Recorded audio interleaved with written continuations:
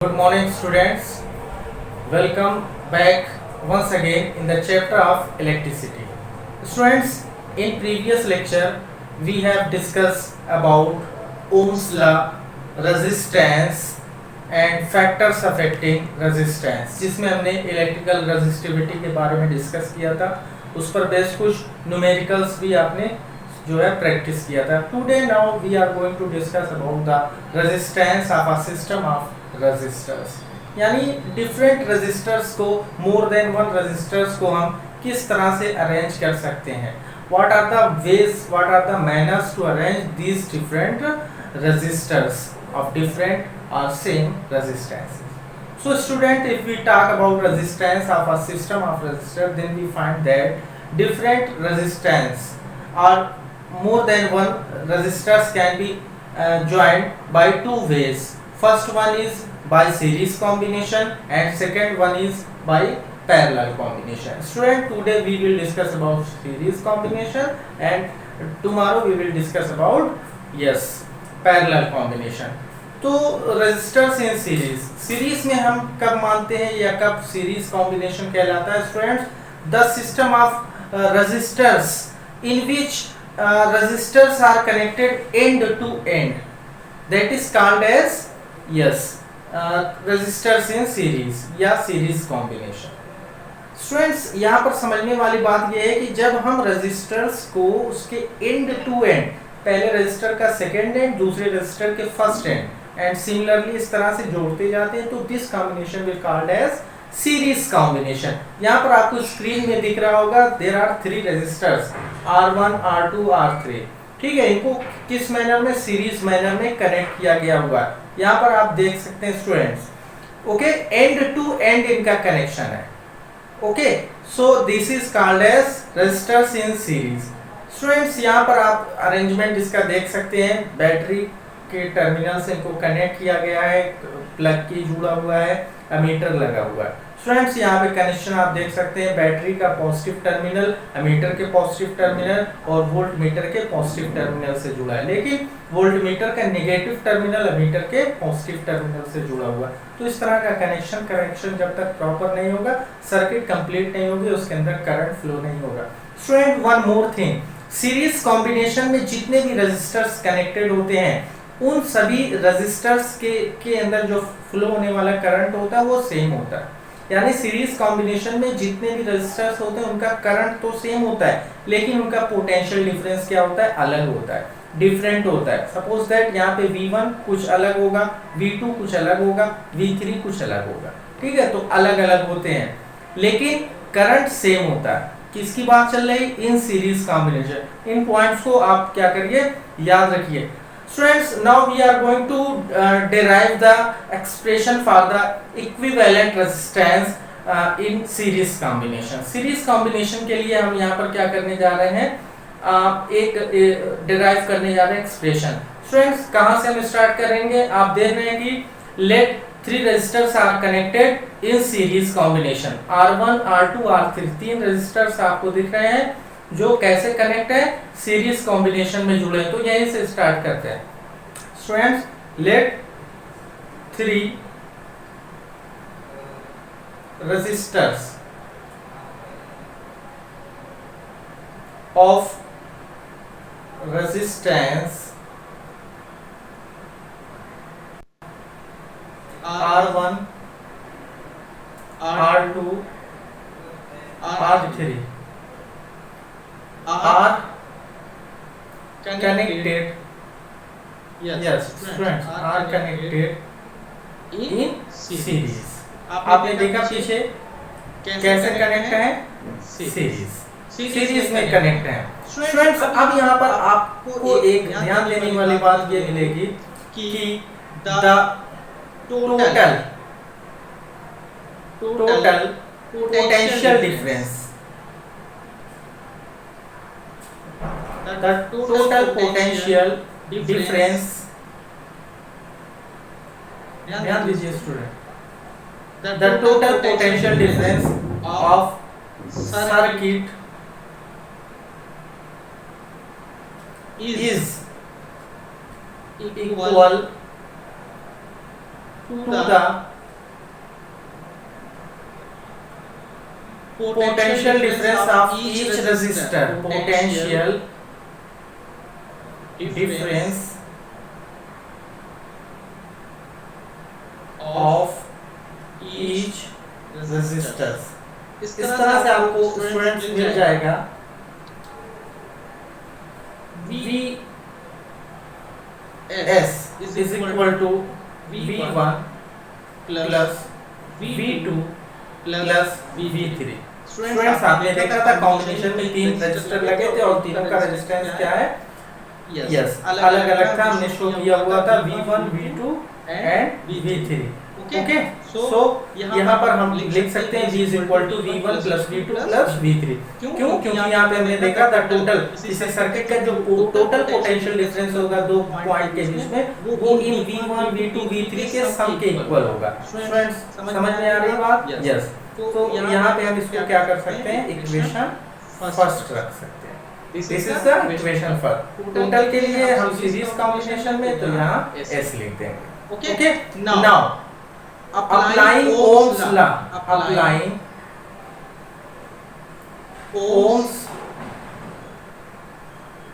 law for circuit, for whole circuit students, then we find V in series combination is equal to I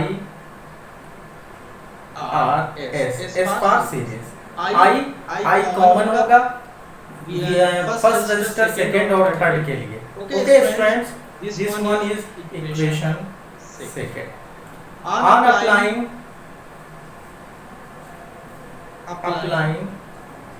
Ohm's law, on applying Ohm's law for each resistor।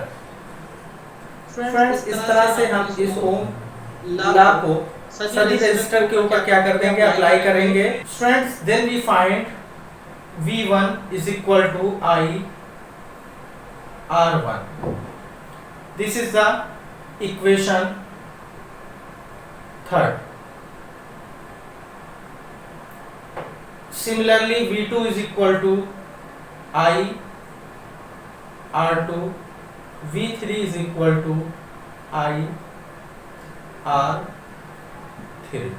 Students, this one is equation 4 and this one is equation 5।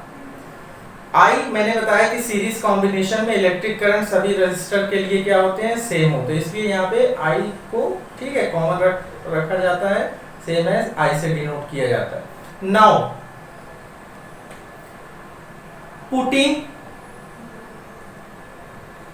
putting value of equation second,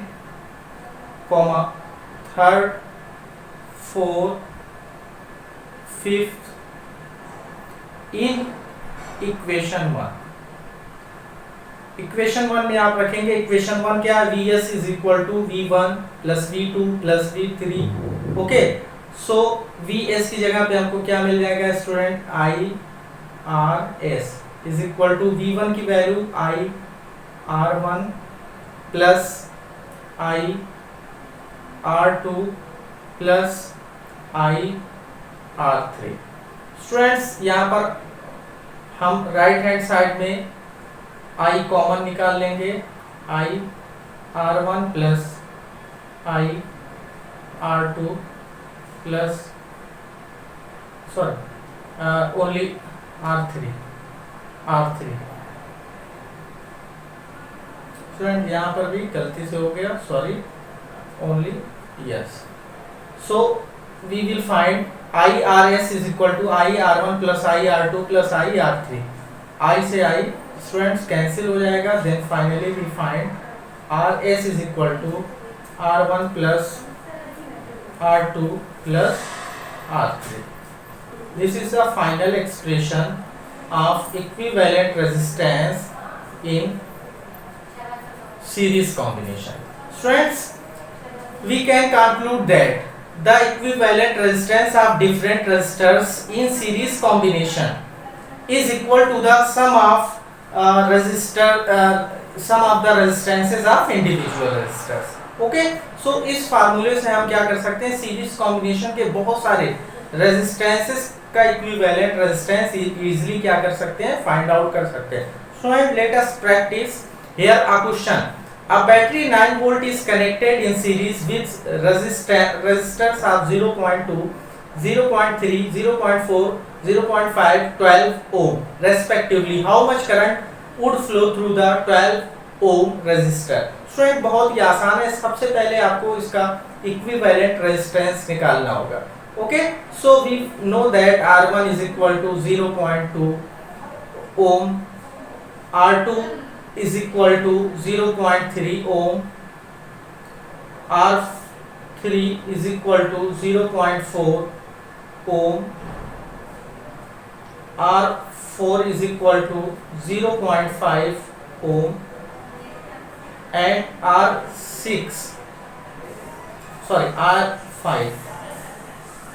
is equal to 12.